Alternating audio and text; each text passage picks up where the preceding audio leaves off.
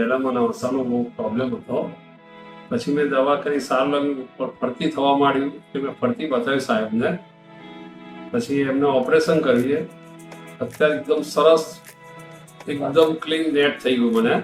મને ઊંઘવામાં કોઈ તકલીફ નથી કે કોઈ જાતની તકલીફ.